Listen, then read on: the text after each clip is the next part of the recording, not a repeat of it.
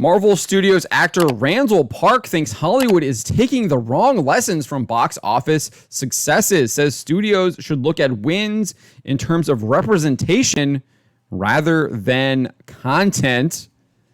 Let's take a look at what he has to say here. According to MCU actor Randall Park, Hollywood is taking the wrong lessons from their various box office victories, as rather than seeing a given film's success as an indicator that audiences want to see more of a particular story or character, he believes they should indicate a demand for more projects from diverse creators. The man behind the MCU's version of Jimmy Woo offered his take on Hollywood's current greenlighting process during an August interview with Rolling Stone. Amidst a larger discussion on the topic of Asian representation in the industry, the outlet's Marlo Stern posited Asian folks have some of the worst representation in Hollywood by the numbers, and it's never made sense to me because studios are courting the Asian box office, which is almost as big as the North American box office. It's absolutely nowhere near as big as the North American box office, especially since China has basically iced out numerous Western movies. So that's just absolutely ridiculous. And then when they haven't even when they're actually letting them into the country now, when they had completely stopped them from coming in, the Chinese audiences just aren't going there as much anymore. So that has definitely changed since COVID, and this assertion is just completely wrong looking at the past 2 years. Nevertheless, Stern goes on and says, but it feels like Asians aren't really allowed to complain about that because of the whole model minority thing. I have no idea what that means. So in turn, the WandaVision and Ant-Man and the Wasp Quantumania actor, Randall Park, opined, totally.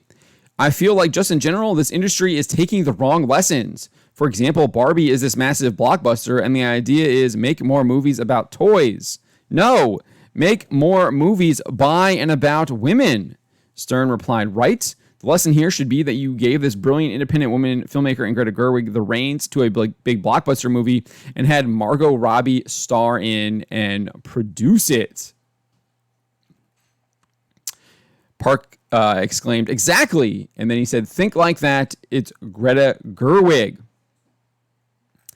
So I'm just going to repeat what he says here. I feel like just in general, this industry is taking the wrong lessons. For example, Barbie is this massive blockbuster, and the idea is make more movies about toys. No, make more movies by and about women.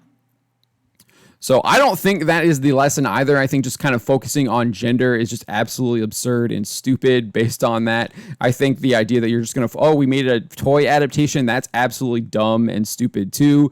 I think that maybe you should look at what the content was, maybe why Barbie appealed to so many people, why there were so many people going to see it. I think a lot of it had to do with the marketing. I think a lot of it has to do with the fact that there are multiple interpretations of what the movie is. There's kind of this like mystery about what it is. You have to go see it for yourself because you're getting so many different people coming away with different interpretations of what is happening in it. So there's that kind of like nebulous nature of the film as well. I think there's a lot more things you can go to look at why Barbie is successful, but to try and limit it to these like toys or it's a movie by and about women is ridiculous, especially when you have the whole Ken movement coming out of Barbie as well. I don't think that you can really limit it to a movie by and about women when like a significant portion of what seemingly is driving the box office are still men going to see the Barbie movie, and it has the whole Ken subplot line. So I think that's just absolutely crazy. Maybe you should sit down and do some deeper analysis than this just absolutely superficial surface level analysis that Randall Park is doing here and is accusing studios and I guess the trade outlets and then Mattel, I guess, as well for wanting to do more movies based on their toys. But this is what Spencer has to say here, too. He shares kind of his thoughts. He says, despite Park's assertion, it should be noted that history has proven how disastrous basing production of a given entertainment product entirely on identity politics can be. Yes, it is disastrous. For example, we have Birds of Prey, and then they had that absolutely ridiculously long name, and then Fantabulous Emancipation of One Harley Quinn, and then you had Charlie's Angels, delivered exactly what Park is asking for, stories about women directed by a woman. As a bonus, both films also based their entire scripts and marketing campaign on their respective female representation. The results, a pair of films so eye-rollingly pop feminist that they each failed to break even at the worldwide box office. Likewise, Marvel's own upcoming The Marvels both fulfills all of Park's criteria and also has promoted itself as a feminist project, yet there's almost no buzz surrounding the sequel, with many audiences finding the film's promise of being more wacky and silly than previous MCU entries having already turned off audience members who are tired of Marvel's ironic humor.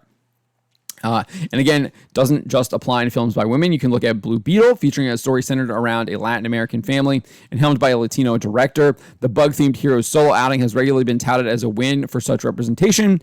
Unfortunately, the Kamen Rider influenced film is currently forecast to pull in $55 million at max at the domestic box office against an estimated budget of $120 million. The reason for this trend, simply put, amongst most audiences, representation in and of itself is not a selling point. I agree, it is not. I think that's very clear. I think that there are ways that they have marketed certain films like Black Panther where they got certain audiences and demographics to go see it, but those are exceptions to the rule. Those are not the rule. For the most part, movies that are marketed specifically towards identity politics or specifically based on identity do not do as well as films that might be having timeless messages or are trying to appeal to a general audience based on whatever story they're telling and interesting characters they are featuring. Rather, it's put forth by such creatives as DC Studios co-head James Gunn, Arrowverse co-creator Mark Guggenheim, Spider-Man Across the Spider-Verse creators Phil Lord and Christopher Miller. Audiences want to watch films that feature good writing and production values. That is absolutely true. All three of them have stated that. Whether or not they have actually done that is a different question, but they have indeed said the right things. Whether they actually practice what they've said, that is up to interpretation, I think. To this end, in those instances when identity is put forth as a project's main appeal, it usually indicates that its creators focus more on lecturing and virtue signaling than making sure their ideas landed with anyone outside of a university-level English class.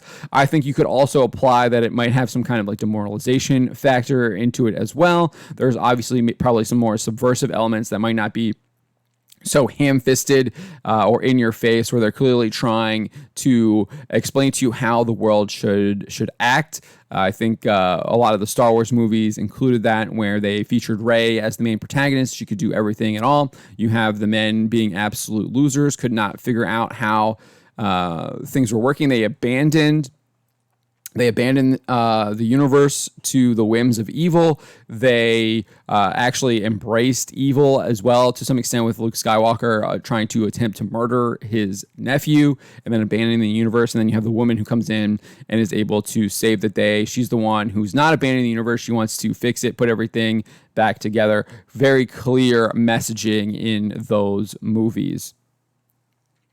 Spencer goes on and says, and that's why films such as Black Panther or the aforementioned Barbie, despite falling into such traps, have succeeded. Regardless of their film's messages, directors Ryan Coogler and Greta Gerwig are already established practitioners of their craft.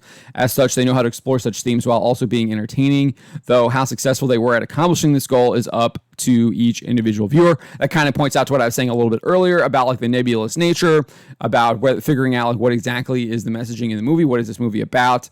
And then I think Black Panther obviously did have like a very identity-based marketing campaign, and I think Barbie did to some extent as well. And I think they were very successful with those marketing campaigns, and I think that is kind of the differentiating factor. And the fact that Black Panther wasn't a terrible movie. Was it like really good? Was it a great film? No, but it was average to below average, I think. I obviously cannot comment on Barbie. Haven't seen that film, but from everything I've seen, there are people that have enjoyed parts of it. There are obviously people that have thought it was absolutely ham-fisted, terrible lecturing, but it does seem to be a movie that is kind of splitting audiences that have seen it.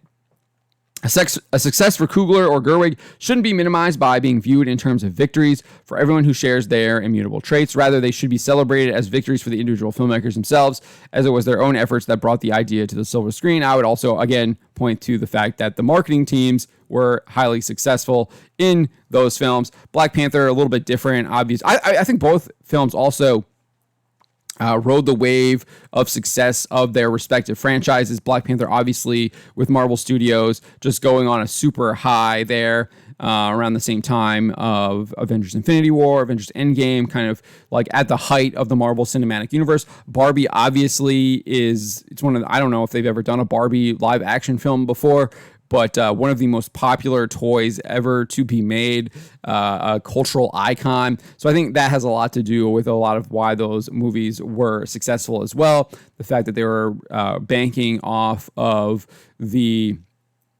sentiment that people had of those franchises, the success that they had as well. So I think that played a lot into it as well. So, but Spencer points out here, to immediately reduce their own individual accomplishments to their gender or skin color is at the very least insulting. I agree. The idea that you think that Barbie is just successful because it was made by a woman and features women is kind of insulting. I think there's a lot more going on in that film than just that. Same with Black Panther, although I do think, again, that marketing does play into that and did get, I think, to an extent, influence a significant portion of people to do that based on identity. Because I'm not blind to this. I clearly see that there are people that do have bought in hook, line, and sinker to the representation ideology. And I think they do buy into a lot of that stuff, even though I think that that ideology is inherently evil and wrong. But there are people that do indeed buy into it. And I think that number is growing because you have seen these movies that are trying to indoctrinate people into it on top of other areas such as social media and in public schools as well. But let me know what you think of Randall Park's comments here. Do you think that movies like Barbie should inspire studios to hire female directors and feature women? And that's what the takeaway should be from Barbie, rather than we need to make more products or more films about our toy line. Let me know what you think in the comments below. Subscribe for more.